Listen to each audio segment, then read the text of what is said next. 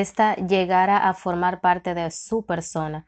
David siguió el mismo principio y lo expresó en el Salmo 119, 9-11. ¿Con qué limpiará el joven su camino? ¿Con qué guardará tu palabra? Con todo mi corazón te he buscado. No me dejes divagar de tus mandamientos. En mi corazón he guardado tu dicho para no pecar contra ti. Según esto, David activamente procuraba algo, estudiar y aprender de memoria la ley de Dios, para que no se apartara de ella. La meditación que menciona la Biblia nunca es pasiva. La meditación satánica es pasiva. Satanás quiere que los hombres se queden con la mente en blanco, vacía de todo pensamiento.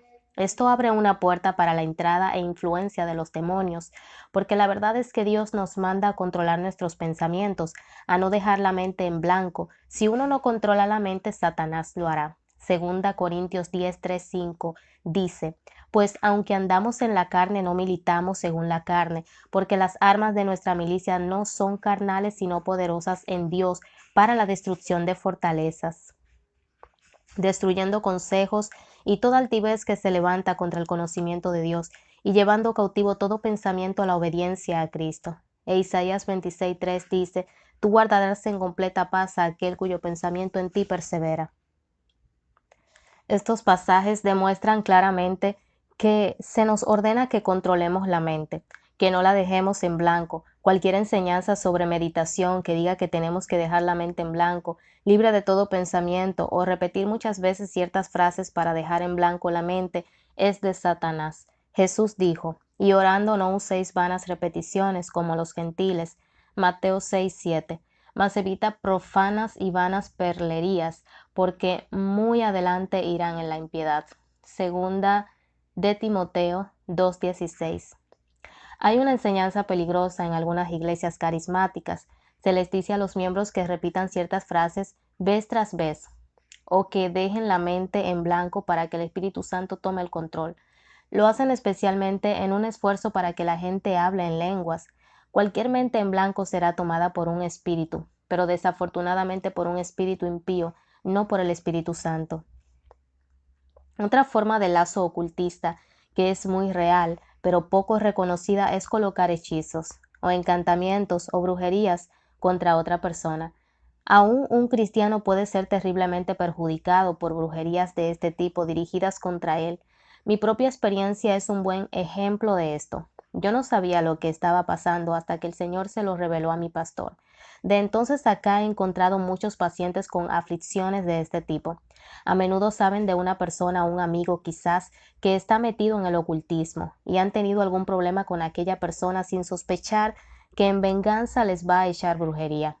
Por esta razón es imperativo que el cristiano ande bien cerca del Señor para que le dé discernimiento en tales casos. Los demonios y la sujeción a los demonios son hereditarios. La entrada por herencia a menudo pasa desapercibida. Aunque ya no estamos bajo la antigua ley gracias al nuevo pacto en la sangre de Cristo, podemos hallar algunos principios muy importantes estudiando el Antiguo Testamento. Tenemos que tener en mente que cualquier pecado que no se pone bajo la sangre de Cristo constituye una base legal para Satanás. Hay muchas referencias en el Antiguo Testamento a los pecados de los padres transmitidos a los hijos. Entre ellas tenemos Éxodo 25, 34:7 de Números, 14:18 y Deuteronomio 5:9. Éxodo 34:6-7 dice, y pasando Jehová por delante de él, proclamó Jehová fuerte, misericordioso y piadoso, tardo para la ira y grande en benignidad y verdad, que guarda la misericordia en mil lagares, que perdona la iniquidad, la rebelión y el pecado, y que de ningún modo justificará al malvado, que visita la iniquidad de los padres sobre los hijos y sobre los hijos de los hijos, hasta la tercera y cuarta generación. Hallamos también que cada vez que había un avivamiento importante en Israel, el pueblo se reunía a ayunar y a orar, no solo en confesión de sus propios pecados, sino del pecado de sus padres también. Por ejemplo, Nehemías 9:1-2. Y en el día 24 del mismo mes se juntaron los hijos de Israel en ayuno, y con sacos y tierras sobre sí. Y habíase ya apartado la simiente de Israel de todos los extranjeros, y estando en pie, confesaron sus pecados y las iniquidades de sus padres. Otros pasajes son Segunda Crónicas 29:1-11, durante el reinado del rey Ezequías, Segunda Crónicas 34:19-21 y muchos otros pasajes más. El pecado de nuestros antepasados tiene un grave efecto en nuestra vida y la puerta hereditaria hay que cerrarla con oración, confesión y el poder limpiador de la sangre de Jesucristo. Determinadas habilidades y demonios pasan de generación en generación. Un caso comúnmente aceptado es el del don de tirar el vaso, pero lo que es especialmente dañino es cualquier relación con lo oculto, cualquier adoración de ídolos que en realidad son demonios. Primera de Corintios 10, 14, 21. Cualquier contaminación demoníaca, cualquier juramento de alguno de nuestros padres o antepasados que comprometen a los descendientes, como la mayoría de los del ocultismo, el paganismo, el mormonismo y la masonería, etcétera. Uno de los mayores instrumentos de Satanás hoy día en los Estados Unidos son los juegos ocultistas fantásticos en que uno asume diferentes papeles y que se han vuelto tan populares. Satanás se vale de estos juegos para reclutar un vasto ejército entre los jóvenes más inteligentes del país, ejército que el anticristo pudiera utilizar y controlar en un instante. Al participar en estos juegos, la gente cae bajo el control demoníaco sin darse cuenta de lo que está sucediendo. En muchos estados, tales juegos están formando parte del currículo escolar de los estudiantes más inteligentes. Casi todas las escuelas tienen clubes extracurriculares en los que se participa en los juegos. En esencia, tales juegos son cursos acelerados de brujería. Lamentablemente, los participantes no suelen comprenderlo hasta que es demasiado tarde. La mayoría de los juegos tiene un líder que traza el plan general de cada juego. El juego es una aventura en lo que se pelean muchas batallas contra varios monstruos y seres de diferentes habilidades y características. Hay muchos tomos voluminosos, con cuadros y detalles sobre las capacidades de los diferentes caracteres. El jugador tiene que visualizar la acción en su mente. Mientras mejor pueda ver la acción y predecir las jugadas de los monstruos y demás jugadores, más avanzado está uno en el juego. Lo que la gente no sabe al principio es que aquellos monstruos son demonios. Lo que creen visualizar mentalmente en realidad lo están viendo en el mundo espiritual. Mientras más capacidad adquieren para ver el juego, más en sintonía están con el mundo espiritual. La imaginación es puente clave para ponerse uno en contacto con el mundo espiritual. No sé en qué momento los jugadores quedan contaminados de demonios, pero he trabajado con muchos jóvenes que han andado con esos juegos y todavía no he encontrado uno a nivel de líder de juego que no tenga demonios y que no lo sepa. Claro, mienten en cuanto a esto. Varios me han dicho que los demonios se les acercan y les hablan, y para obtener mayores poderes invitan al más inteligente de los demonios a entrar en ellos. Los manuales más avanzados detallan sortilegios, conjuros y escritos satánicos que son utilizados y enseñados a los brujos y brujas en la hermandad misma. Los jugadores sienten la extraña fascinación y el poder de los juegos. Pocos comprenden la trampa que representan. Están completamente engañados. ¿Cuántos de nuestros jóvenes que una vez fueron cristianos activos y entusiastas han perdido interés en el Señor por jugar estos juegos? Otro incalculable número de ellos jamás llegará a un conocimiento salvador de Jesucristo por culpa de los lazos demoníacos en que han caído al jugar tales juegos. La influencia del ocultismo es desenfrenada en los juguetes de niños pequeños y en las tiras cómicas de la televisión. Los niños por naturaleza son muy imaginativos.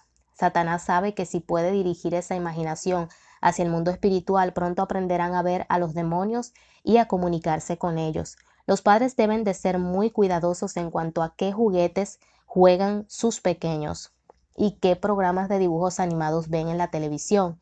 La bioreacción ha tenido tremenda resonancia en el mundo de la medicina en los últimos años. Su crecimiento ha sido fenomenal. Se usa principalmente contra el dolor, la presión arterial y el control del abuso de la droga y el alcohol. La hermandad ha usado la bioreacción desde muchos años antes de que su uso se hiciera público. Descubrieron que era el método más rápido de enseñar a las brujas a tomar conciencia del cuerpo espiritual y por lo tanto a entrar en contacto con el mundo espiritual. En esencia, la bioreacción enseña a la persona a controlar las funciones del cuerpo que Dios nos ha mandado a controlar y que por lo tanto no debemos hacerlo. Enseña a controlar conscientemente el cuerpo espiritual, con lo que a su vez controla y altera lo que está sucediendo en el cuerpo físico. Repito, muy pocos de los que se inician en el programa saben en lo que se están metiendo. Los cristianos nunca deben practicar la bioreacción, que no es más que yoga modernizado, meditación satánica y brujería. Otra cosa que suele pasar desapercibida, pero que es muy poderosa, es la música rock. La música rock es música del diablo. Como muchas otras cosas, todo el movimiento de la música rock fue cuidadosamente planeado y ejecutado por Satanás y sus siervos desde el mismo comienzo. La música rock no es producto de la casualidad, sino que responde a un plan cuidadosamente concebido, nada menos que por el mismo Satanás. Como mencioné anteriormente en el libro, Elaine conoció personalmente a un buen número de estrellas del rock. Todos habían accedido a servir a Satanás a cambio de dinero y fama. Han recibido todo lo que deseaban, pero también muchas cosas que no esperaban. Sus vidas y sus almas están destruidas. Estas estrellas saben exactamente lo que están haciendo. Están enseñando paso a paso a incontables millones de jóvenes a adorar y servir a Satanás. Elaine asistió a ceremonias especiales en varios estudios de grabación en los Estados Unidos con el propósito específico de incorporar bendiciones satánicas en la música rock que se grababa. Ella y otros hacían conjuros para colocar demonios en cada disco y cassette de música rock que se vendía. A veces llamaban a ciertos demonios para que hablaran en las grabaciones, especialmente en los mensajes grabados al revés.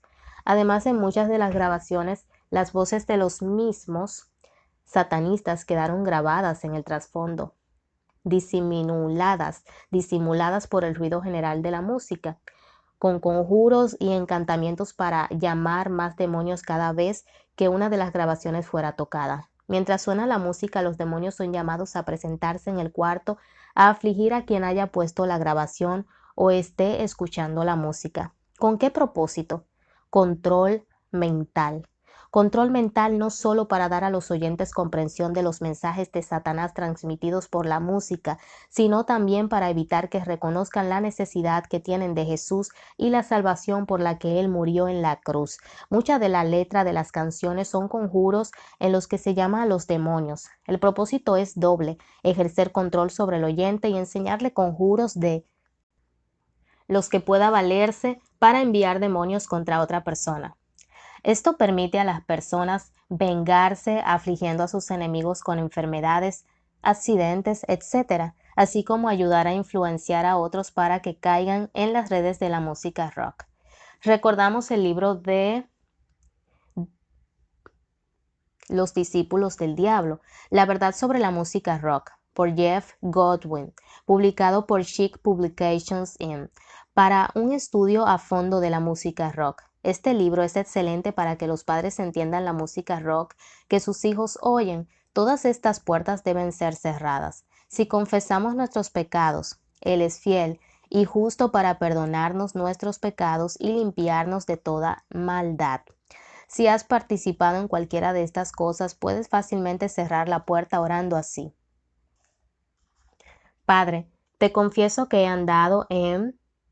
Reconozco que son abominaciones ante ti y detestable ante tus ojos. Humildemente te pido perdón por haber pecado en esto. Te pido que elimines cualquier puerta demoníaca que haya resultado de mis acciones y que me limpies de mis pecados y cierres para siempre esa puerta con la preciosa sangre de Cristo. Te pido esto y te doy las gracias en el nombre de Jesucristo. Luego, te recomiendo que en voz alta te dirijas a Satanás y los demonios más o menos así: Satanás, demonios, le he pedido a mi Padre Celestial que me perdone por participar en tal o cual acción y he sido perdonado. Ahora por fe cierro a ustedes las puertas de mi vida para siempre por medio de la sangre que Jesucristo derramó por mí en la cruz. En el nombre de Jesús ordeno que se vayan. En los casos de contaminación con los demonios más fuertes suele ser necesaria la ayuda de otra persona o personas para obtener liberación. Si oras fervientemente y deseas ser liberado a cualquier precio, el Señor te dirá lo que tienes que hacer y dejará libre el cautivo. Voy a dar ahora algunos ejemplos de personas que he tratado en mi consultorio médico que han estado muy afectados por algunas de estas puertas abiertas. He cambiado los nombres para proteger a tales personas. Los cristianos tenemos que entender un principio bien importante que nunca he oído enseñar con claridad en ninguna iglesia. Muchas de las personas a las que hablamos del Evangelio están literalmente atadas por demonios, ya sea por dentro o por fuera, para que no puedan librarse. No tienen voluntad para aceptar a Jesucristo como Salvador y sus mentes están igualmente atadas para que no entiendan el mensaje del Evangelio. Si nuestro Evangelio está aún encubierto, entre los que se pierden está encubierto, en los cuales el Dios de este siglo cegó los entendimientos de los incrédulos, para que no les resplandezca la lumbre del Evangelio de la gloria de Cristo, el cual es la imagen de Dios. Segunda de Corintios 4, 3, 4. Estas personas no le dicen a uno que están atadas. Las ataduras son tan fuertes que en la mayoría de los casos no saben que están atadas. La excusa que dan cuando uno les pregunta si desean orar y aceptar a Jesucristo es todavía no estoy listo, o más tarde, o no puedo hacerlo ahora, no me presione, y muchas otras más. Pero Jesús vino a libertar a los cautivos. El Espíritu del Señor Jehová es sobre mí porque me ungió Jehová. Hame enviado a predicar buenas nuevas a los abatidos, a vendar a los quebrantados de corazón, a publicar libertad a los cautivos y a los presos abertura de la cárcel. Isaías 61:1. Los cristianos sencillamente tenemos que tomar el poder y la autoridad que Jesucristo nos ha dado y valernos de ella para libertar a los cautivos. Los siguientes son algunos ejemplos de mi propia experiencia. Ejemplo 1. Juanita es una enfermera de 35 años y es oriunda de mi pueblo. Trabajé con ella unos 10 años, cuando yo todavía era enfermera. Me encontré con ella otra vez hace ya algún tiempo. Se mostró sorprendida del cambio que veía en mí, lo que me permitió sentarme una tarde y hablarle de lo que el Señor había hecho en mi vida. ¿Sabes? Me respondió. En los últimos 5 años, otras 2 amigas han entregado sus vidas a Cristo y han cambiado dramáticamente. Antes se sentían insatisfechas e infelices. Hoy rebosan de gozo y paz. A veces he pensado que me gustaría hacer lo mismo, pero no he podido. He dejado de pensar en ello. ¿Por qué no puedes entregar tu vida a Cristo? Pregunté. No sé, comprendo los beneficios, pero no puedo. Hasta me pongo ansiosa y nerviosa al hablar de hacerlo. Mejor no hablemos más de esto. Un tiempo atrás lo hubiera dejado todo así.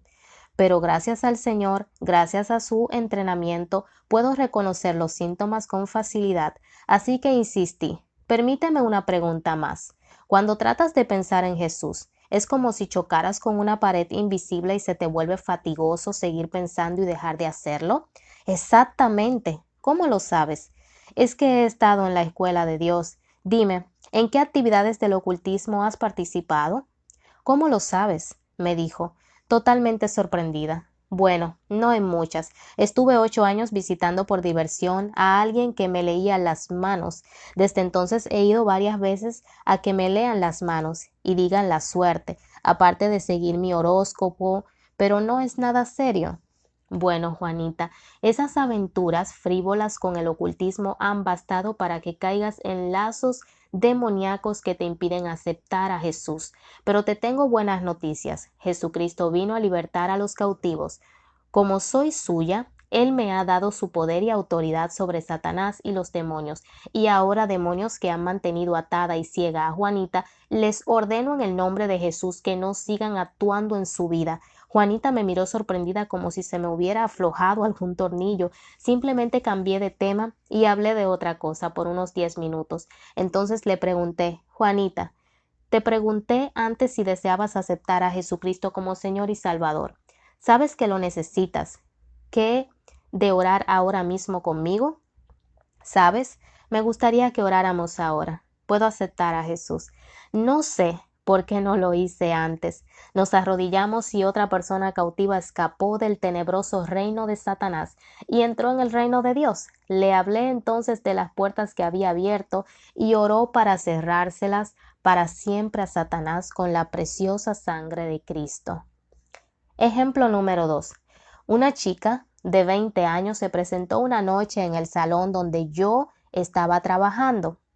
Dijo que temía que si no la ayudaban se iba a suicidar. Se sentía deprimida y con miedo, como si no tuviera ninguna razón de vivir, como si su vida estuviera vacía y no tuviera sentido. Después de hablar con ella un poco, le dije claramente que lo que necesitaba era a Jesucristo y le hablé del Evangelio. Mis padres son cristianos, respondió, y me crié en una iglesia. Sé que lo que me dice es cierto, pero todavía no estoy lista para hacerlo. Demonios que tienen atada a esta chica, les ordeno en el nombre de Jesucristo que dejen de actuar sobre ella, dije mientras la chica me miraba, como si me hubiera vuelto loca. Pero luego se le olvidó al cambiar yo el tema y hablar de otra cosa durante varios minutos. Al rato le dije, Susie, reconociste hace unos minutos que sabías que yo estaba diciendo la verdad y que necesitabas a Cristo en tu vida, que si oras conmigo y le pides a Jesucristo que sea tu Señor, tu Salvador y tu dueño, me gustaría. Nadie lo había hecho antes conmigo. ¿Me ayuda? No sabría qué decir.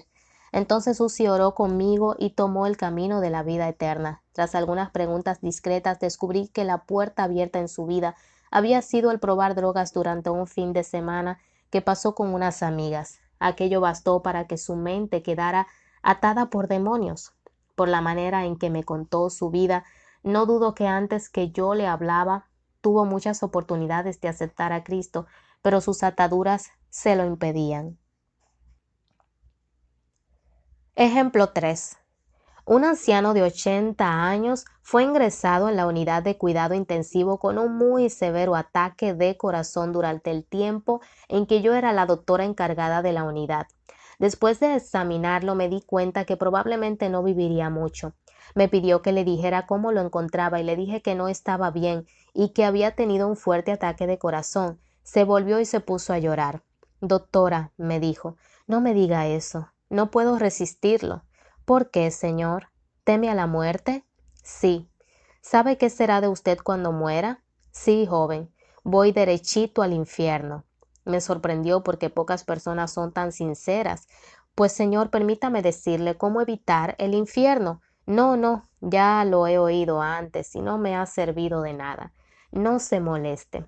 Pues quiéralo o no, le dije, usted va a oír de Jesucristo una vez más. Entonces le hablé del Evangelio en 4 frases. La brevedad es esencial en estos casos. Lo sé. Ya lo sé todo, pero no puedo. Señor, repite estas 2 palabras. Jesucristo, sálvame. No puedo, váyase. Señor, sé que algo le impide que usted diga estas palabras. Sé que no puede decirlas. ¿Sabe quién se lo impide? El anciano se volvió y mirándome a los ojos me dijo, Satanás y sus demonios. Entonces a viva voz me dirigí a Satanás y sus demonios y en el nombre de Jesús los dominé. Nunca olvidaré el gozo que iluminó el rostro del Señor. Me tomó la mano y con lágrimas en los ojos le pidió al Señor que fuera su Señor y Salvador. Se veía la paz que lo inundaba. Me miró y dijo, joven, he estado buscando y queriendo acercarme a Jesucristo durante 50 años, pero no lo lograba. Me contó que había sido marinero cuando tenía 30 años. Su barco llegó a Filipinas y durante un permiso para desembarcar entabló una discusión con un filipino.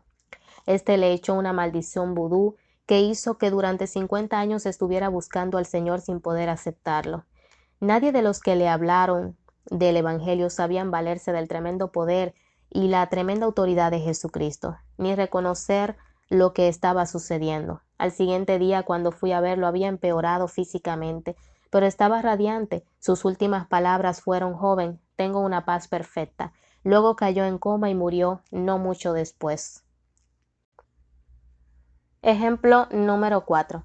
Una mujer de 44 años llegó a mi oficina. La traían unos amigos porque estaba a punto de suicidarse.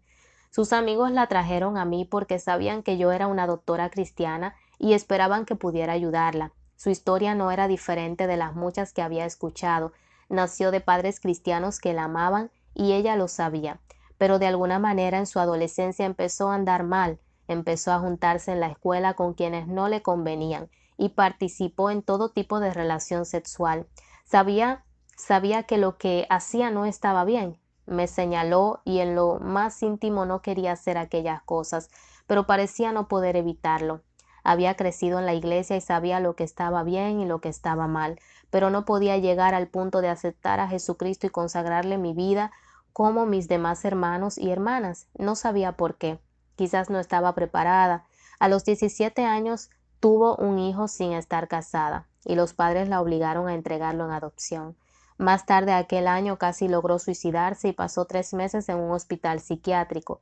El resto de su vida lo había pasado entrando y saliendo del hospital psiquiátrico, visitando psiquiatras y psicólogos, y tomando innumerables drogas y tranquilizantes. Nada servía, no podía establecer relaciones amorosas estables, ni experimentar amor. Tuvo otro hijo sin casarse y se fue de la casa a los 19 años ante el temor de que sus padres la obligaran a deshacerse del segundo hijo. Finalmente, 2 años antes de venir a verme, comenzó a asistir a una iglesia y llegó a aceptar a Cristo. Su vida mejoró en los años siguientes, dejó la bebida y pudo conservar el empleo.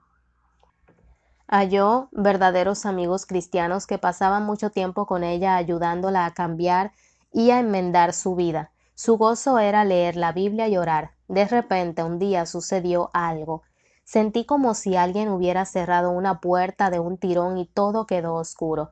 Ya no podía leer la Biblia ni orar, ya no sentía la presencia del Señor.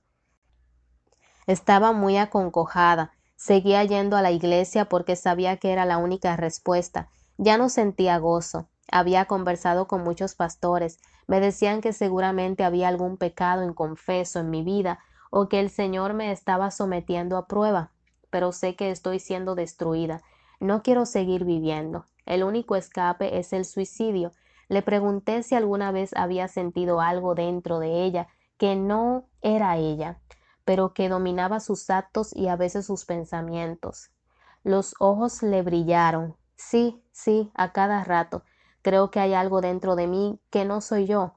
Le he preguntado a varios pastores si no será un demonio, pero me dicen que los cristianos no pueden tener demonios. Supongo que estoy loca. El psiquiatra me dijo que era esquizofrénica cuando intenté hablarle de esa cosa. Ay, cuán ignorante es la gente. Sara, lo que tenía era un demonio. Por cierto, uno bien poderoso con muchos demonios subordinados. El Señor me instruyó que debía buscar la clave, la puerta que había sido abierta a los demonios. Bajo la dirección del Señor le pregunté a Sara si recordaba algún incidente muy traumático en su niñez. Después de pensar un momento dijo: «Qué curioso que me lo pregunta. Recuerdo vagamente que mi madre me contó que me habían violado siendo muy niña. Ella nunca me hablaba de eso, porque decía que lo mejor era olvidarlo. Recuerdo que un hombre me agarró y me tiró al suelo, pero lo único que recuerdo son las ramas de un bello manzano silvestre en flor que yo miraba estando de espaldas en el suelo. No recuerdo más. Aquella era la puerta. El demonio que entró en aquella mientras era violada había permanecido en ella muchos años sin ser detectado, y había destruido su vida. Era un tipo de demonio del que hablaremos después, que puede habitar en el cuerpo, el alma y el espíritu al mismo tiempo. Tiene miles de tentáculos que pueden serpentear y enroscarse bien en cada parte. Fue él el que cerró de un tirón la puerta para que ella no sintiera la presencia de Dios. El crecimiento y la posesión del Espíritu Santo era algo que no podía tolerar, por lo que trató de apartar a Sara de su congregación al Señor. Pero el Señor tenía asida a Sara, y a las siguientes 2 horas aquel demonio y sus muchos subordinados fueron echados fuera. Al fin, después de muchísimos años, Sara era libre. De nuevo sintió en su espíritu la presencia del Señor y pudo volver a leer con gozo la Biblia, porque por primera vez en su vida comenzó a vivir una vida normal y sana y a disfrutar el amor de Jesucristo nuestro Señor. Otra vez me vino a la mente Oseas 4:6, que dice: «Mi pueblo fue talado porque le faltó sabiduría». Ejemplo 5. Un musculoso caballero de 35 años llegó a mi consultorio con la siguiente queja: «Mi vida está siendo destruida. Está cayendo a pedazos por todas partes. No acabo de comprender la causa, pero sé que está sucediendo. Estoy muriendo. Conversé con él y lo estuve interrogando más de una hora en busca de una pista. Su salud era excelente, no tenía problemas de salud, ni se sentía enfermo, era cristiano aunque nunca había caminado bien cerca del Señor. Le iba bien en el matrimonio, sus hijos estaban bien, sus relaciones familiares eran buenas, tenía un buen trabajo en el que estaba contento. Por último, cuando le pregunté por el funcionamiento de su cuerpo, me dijo, tuve problema de sinusitis hasta hace unos 3 años. No he vuelto a tener problemas desde entonces. Lo curioso era que me decía que precisamente en los últimos 3 años había sentido que su vida se estaba desintegrando. ¿Qué le curó la sinusitis hace 3 años? Fui a ver al doctor y me dijo acupuntura, y me hizo acupuntura. Dio resultado. No he vuelto a tener problemas. Ese era el problema. Durante el examen médico le hice un electrocardiograma. Mientras el electrocardiograma, las pulsaciones de su corazón, de repente sentí la sobrecogedora presencia del mal en la habitación. Inmediatamente el corazón del hombre dejó de latir. No estaba muy segura de lo que tenía delante, pero reprendí al mal en el nombre de Jesucristo y el corazón espontáneamente volvió a latir. Había estado sin latir más de un minuto. Después, el Señor me reveló que el mal que había sentido era el espíritu del acupunturista. Estaba robándole la energía al paciente, aún hasta el punto de que el corazón le dejó de funcionar. El Señor había permitido que pasara en aquel preciso momento para que yo aprendiera.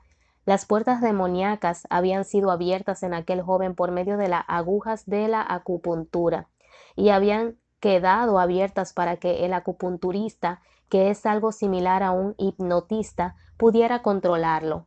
El acupunturista estaba robándole vigor a aquel joven. Por eso éste sentía que su vida se le destruía. Era verdad, no podía decirle lo que le estaba pasando. Hubiera pensado que yo estaba loca. Era un cristiano superficial que no estaba listo para aceptar la realidad de la existencia de los demonios. Le pregunté al Señor qué debía hacer. Me respondió, usa el instrumento más poderoso que tienes, ora con mucho fervor por este joven. Durante un año entero estuve ayunando y orando muchas veces por él. Al cabo de un año el Señor me habló de nuevo y me dijo que, en respuesta a mis oraciones, había libertado a aquel hombre sin que éste lo supiera. Poco después volvió a verme para un problema menor y me dijo que se estaba sintiendo mucho mejor. De nuevo Jesucristo había libertado a un cautivo. Ejemplo 6. Tuve que atender a un hombre que había tratado de suicidarse. Rick se había criado en un hogar cristiano, en una amorosa familia. Había consagrado su vida al Señor en su adolescencia y había andado muy cerca del Señor, y había escuchado su voz hablándole a su espíritu. Era un joven muy inteligente y al terminar el preuniversitario había ingresado en un seminario para ser pastor. El Señor era el gozo de su vida. De repente, como un año antes de que yo lo conociera, ya no sentía la comunión con el Señor. Le era casi imposible leer la Biblia o orar, y no sentía en absoluto la presencia del Señor. Consultó y oró con muchas personas, pero no recibió ayuda. Empezó a tener mucha dificultad para concentrarse en los estudios y sus calificaciones bajaron drásticamente. Por último, se sintió tan desesperado que dejó los estudios como un mes antes de su intento de suicidio. Se sentía que no tenía razón de vivir.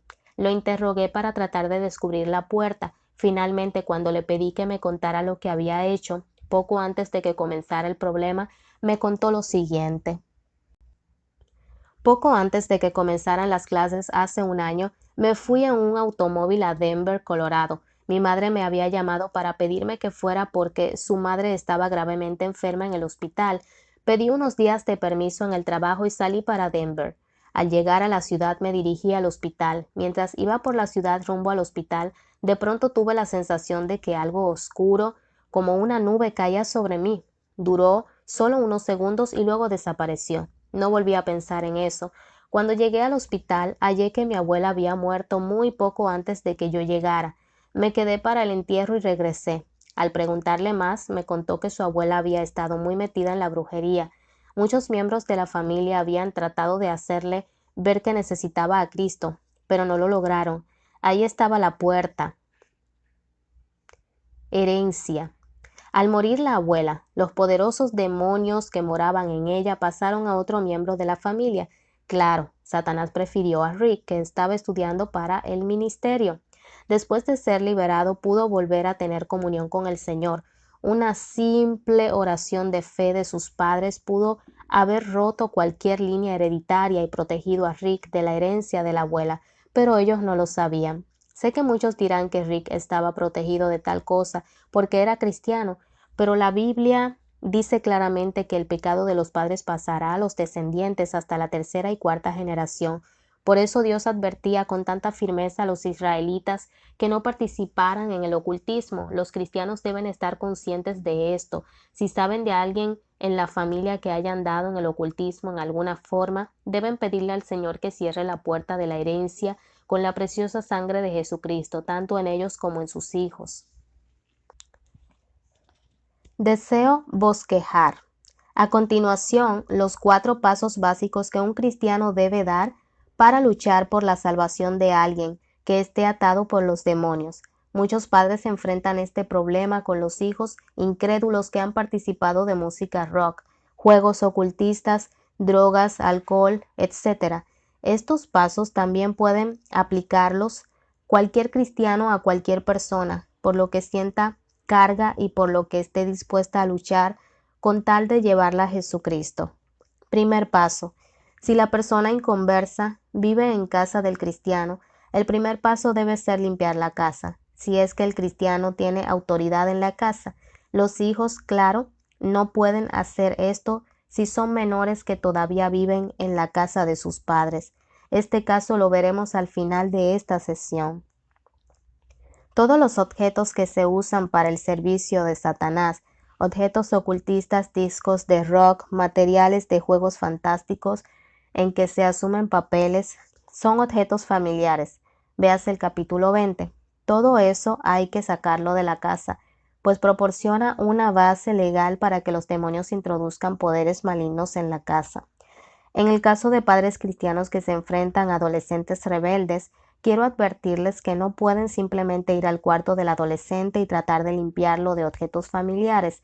Deben hablar con él primero. Aten los demonios que haya en él y luego siéntanse a hablarle. Escuchen junto a él los discos de música rock y examinen con cuidado la letra. Les garantizo que el chico se avergonzará porque sabe en su corazón que la música rock es terrible. Si han dado con juegos ocultistas, siéntese y examinen los manuales y estudien con él los juegos para que comprenda lo que está haciendo y puedan señalarle Biblia en mano lo que está mal. Después de hacer esto, destruyan las grabaciones y los juegos.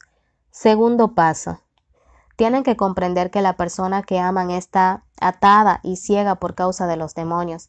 Pueden estar hablándole años enteros de que necesita a Jesucristo, pero no va a entender. Puede ser que hasta le repita lo que le dice, pero si hay estática en lo que le dice, no va a entender los conceptos. La estática es un demonio.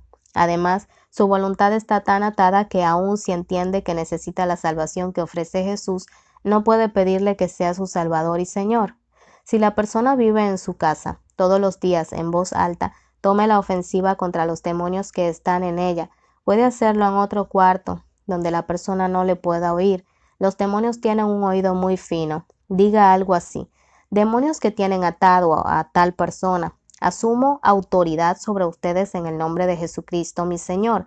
Les ordeno en el nombre de Jesús que no aflijan a esta persona hoy.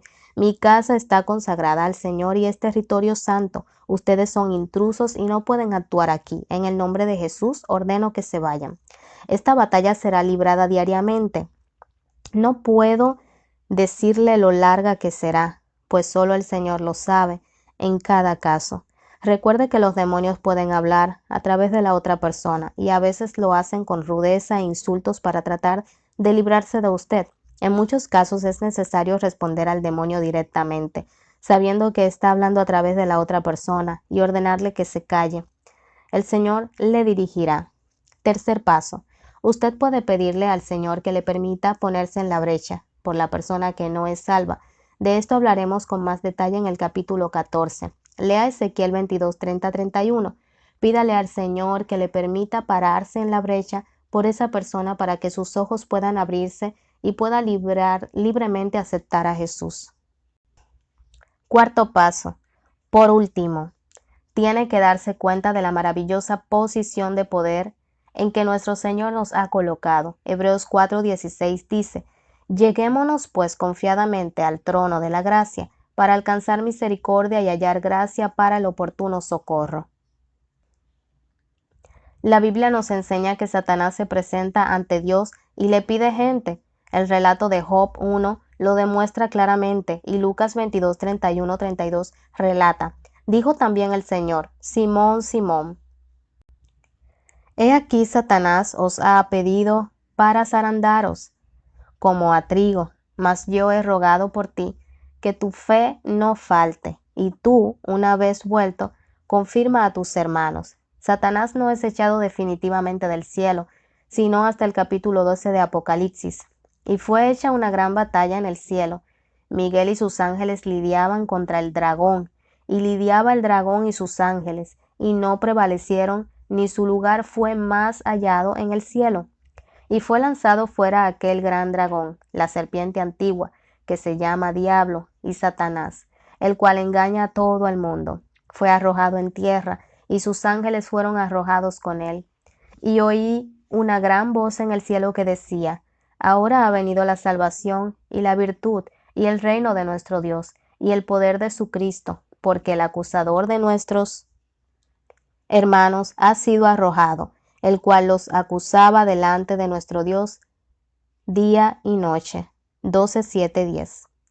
Hay que entender que Satanás se presenta ante el trono de Dios y le pide a nuestro Padre Celestial por los inconversos que amamos. Satanás los señala con dedo acusador y dice: ¿Ves a fulano de tal? ¿Está oyendo música rock o cualquier otra cosa? Por lo tanto, tengo derecho a su alma y a influenciar en su vida y a mandar que mis demonios entren en él. Como Dios es perfectamente justo, tiene que concederle la petición si no hay objeción. Pero como herederos y coherederos de Jesucristo tenemos mucho más derecho que Satanás de presentar peticiones ante Dios el Padre. Debemos acercarnos confiadamente ante el trono y presentar peticiones contrarias a las de Satanás. Podemos orar así: Dios y Padre, pido lo contrario de lo que pidió Satanás. Vengo a ti en el nombre de Jesucristo mi Señor, y demando que se me conceda a esa persona. Lo demando como la herencia que prometiste darme. Si la persona es hijo o hija suyo o cónyuge suyo, Satanás no puede tenerla. Pido que abra sus ojos para que pueda ver la luz del Evangelio de Jesucristo. Si la persona por la que está orando no es familiar suyo, puede pedir en base a que Jesucristo nos ordenó a ser discípulos en todo el mundo, y podemos demandar que esa persona sea un discípulo de Jesucristo. Otra vez hay que entender que es una batalla verdadera. No ganaremos de la noche a la mañana, pero tenemos poder y autoridad en Jesucristo para finalmente vencer.